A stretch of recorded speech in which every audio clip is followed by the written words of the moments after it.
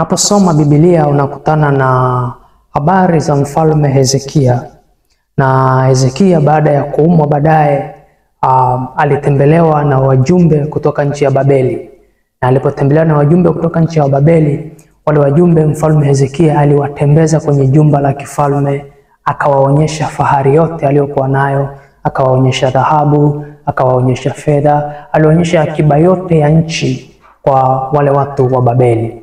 Sasa baada ya muda kupita, akaenda nabii Isaya akamuuliza mfalme Hezekia kuhusu wale watu, na akamwambia umefanya kitu gani? Mfalme Hezekia akamwambia walikuja kunisalimia, lakini mbili, nimewaonyesha mali zote ambazo Mungu ametupa. Isaya akamwambia mfalme kwamba miaka ijayo watoto wako na wao wataenda utumwani Babeli, lakini haitaishia tu kwa watoto, na vyote ulivyowaonyesha na watu wa Babeli vitaenda Babeli. Kwa nini nakuonyesha jambo hili? Nataka ujifunze umuhimu wa kutunza siri au kutunza siri ya mafanikio uliyoyapata. Ni vizuri sana ukajifunza kutunza kutunza siri ya vile ambavyo umefanikiwa hata kama Mungu amekupa. Mara nyingi sana watu wengi sana wamejikuta wakichanganya, wakielezea watu mafanikio yao, vile walivyofanikiwa, vile wanavyovimiliki kwa sababu tu wamepewa na Mungu. Lakini vizuri sana ukawa makini, kwa sababu watu wengi sana wamejikuta wanaingia kwenye vita ambayo hawakupaswa kuingia. Wameingia kwenye mgogoro na watu ambao hawakupaswa kuingia nao mgogoro, kwa sababu walijikuta sasa wameanza kufunua siri zao mbele zao. Unajua kuna watu wengi sana wamekutana na usaliti kwenye hilo eneo, kwa sababu wakati mwingine unaenda kuongea na mtu kwa nia nzuri, unatafuta ushauri, unatafuta mawazo, unatafuta mapendekezo kutoka kwa mtu, na pengine umepitia changamoto fulani, unahitaji msaada kutoka kwa mtu, na mnazoeana, unafika mahali unamueleza jambo lako, unamueleza mambo yako, lakini mwisho wa siku unashindwa kuelewa ndani ya moyo wake anajisikia vibaya, anakasirika, anaona kwamba bora umefanikiwa kuliko yeye, mbona una hatua kubwa kuliko yeye. Kwa mwisho wa siku unaanza kuwa ugomvi mkubwa wa ndani. Usichojua ni kwamba watu wengi sana hawafurahii mafanikio ya watu. Watu wengi sana wanafurahia anguko la mtu, hawafurahii mafanikio ya watu. Ndio maana kuna watu wengi sana ambao wako tayari kukuzuia kwenda mbele kuliko watu ambao wako tayari kukusupport kwenda mbele kwenye haya maisha. Ni wazi ya kwamba watu wengi sana wanaumia wanapoona watu wamefanikiwa kuliko wao. Watu wengi sana wanatamani watu wawe chini yao.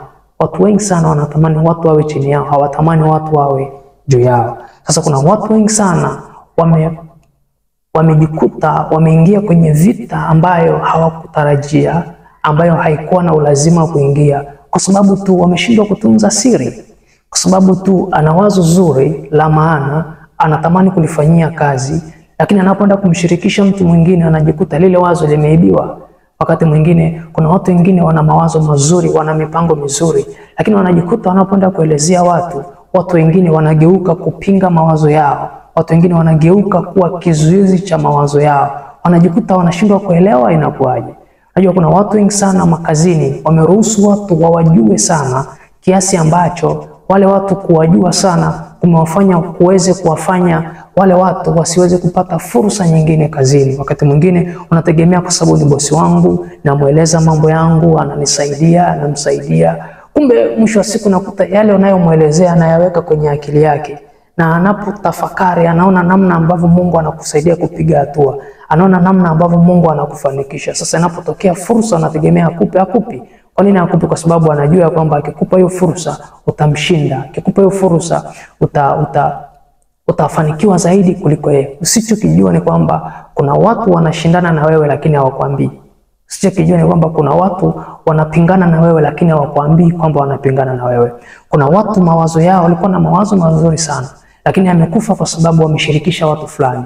Kuna watu walikuwa na mipango mizuri sana, lakini ile mipango imekufa kwa sababu walipingwa na watu fulani. Mtu fulani alimpinga, alimzuia, alimkwamisha makusudi, kwa sababu yule mtu ana wivu naye, hataki afanikiwe, anaona kwamba huyu mtu atapiga hatua kuliko yeye. Unajua ni vizuri sana tukajifunza kwenye maisha, tukamwomba Mungu atupe hekima ya nani wa kumshirikisha mawazo yetu, nani wa kumshirikisha changamoto zetu. Sio kila mtu utafaa kumshirikisha changamoto yako. Sio kila mtu utafaa kumshirikisha wazo lako. Watu wengine wakikujua zaidi ndio utaaibika. wakikujua zaidi, ukifika mahali ukikwama, watakutangaza kwa watu, wataelezea mambo yako. Sasa ni vizuri sana ukamwomba Mungu akupe hekima, nani wa kumwambia jambo lako, nani wa kutokumwambia jambo lako. Ni vizuri sana tukajifunza jambo hili, kwa sababu linaumiza wengi na limekuwa kwazo kwa watu wengi. Na nilichojifunza zaidi ni kwamba watu wengi sana kwenye maisha wamejikuta unaposhirikisha watu mawazo yako unakuwa kwenye pressure. Maana yake watu wengi wanakusubiria tuone hicho ulichoniambia kama kitafanikiwa.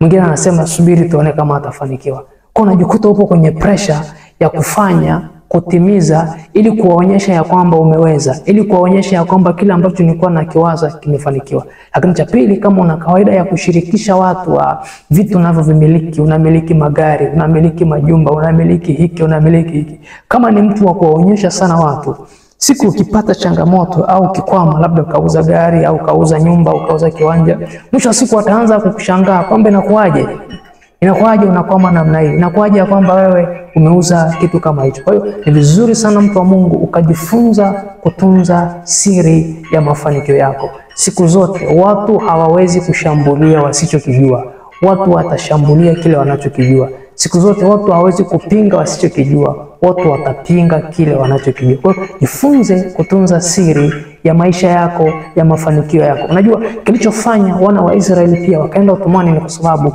wale expose mali walizokuwa nazo kwa watu wa Babeli. Watu wa Babeli wakashawishika, wakavutiwa na zile mali, wakaja kuzichukua zile mali. Kwa hiyo wakati mwingine, kuna wakati unapokuwa na vitu unajikuta, unaposhirikisha watu vitu vyako, unajikuta unavuta maadui. Wakati mwingine watakuja kwa sura ya marafiki, lakini kumbe ndani yao ni maadui. Kwa hiyo Mungu akupe hekima, mtu wa Mungu, namna ya kudili na watu na namna ya kuwashirikisha mambo yako. Bahati mbaya sana pia, kitu kingine ni kwamba wana wa Israeli walikusanya zile mali toka kipindi ambapo alikuwepo mfalme Daudi mpaka kipindi cha mfalme Hezekia, lakini iliwachukua muda mfupi sana kupoteza zile mali. Maana yake nini? Maana yake ni kwamba kuanguka kwa mtu hakuhitaji siku, hakuhitaji masaa, hakuhitaji muda mrefu. Anguko la mtu ni muda wote ndani ya muda mfupi. Kwa hiyo Mungu akupe hekima, nani wa kumwambia, nani wa kutokumwambia jambo lako.